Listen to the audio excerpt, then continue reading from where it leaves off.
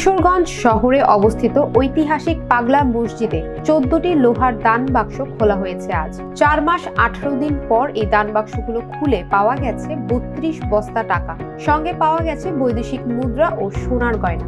এখন চলছে গণনার কাজ। গণনায় অংশ নিয়েছেন প্রায় 500 জনের একটি দল। কিশোরগঞ্জের জেলা প্রশাসক ও পাগলা মসজিদ কমিটির সভাপতি ফৌজিয়া খান গণমাধ্যমকে এসব তথ্য নিশ্চিত করেছেন। এ সময় উপস্থিত ছিলেন মসজিদ কমিটির সভাপতি ও কিশোরগঞ্জের জেলা প্রশাসক ফৌজিয়া খান, পুলিশ সুপার মোহাম্মদ হাসান চৌধুরী, জেলা প্রশাসনের কর্মকর্তা ও আইন শৃঙ্খলা রক্ষাকারী বাহিনীর সদস্যরা। পুরো এলাকা ঘিরে ছিল কঠোর নিরাপত্তা ব্যবস্থা। দান বাক্সগুলো খোলার পর সংগৃহীত টাকা বস্তায় ভরে মসজিদের দোতলায় নেওয়া হয়েছে। মসজিদের দোতলায় বসে টাকা গুনছেন মাদ্রাসার প্রায় 2.5 শতাধিক শিক্ষার্থী।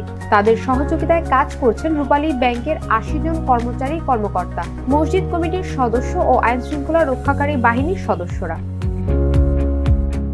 এর আগে গত 12 এপ্রিল দান বাক্স খুলে পাওয়া গিয়েছিল 9,17,80,687 টাকা, যা এখন পর্যন্ত সর্বোচ্চ। এর আগেও গত বছরের নভেম্বরে পাওয়া গিয়েছিল 8,21,34,304 টাকা। পাগলা মসজিদ কেবল একটি ধর্মীয় প্রতিষ্ঠান নয়, এটি এখন মানুষের বিশ্বাস, প্রার্থনা ও দানের একটি গুরুত্বপূর্ণ কেন্দ্রে পরিণত হয়েছে। দান বাক্স খোলার প্রতিটি পর্বে যুক্ত হচ্ছে নতুন নতুন পরিসংখ্যান, যা এই মসজিদের প্রতি মানুষের আস্থা ও সম্পৃক্ততার প্রমাণ বহন করে। Desk report, global voice 24।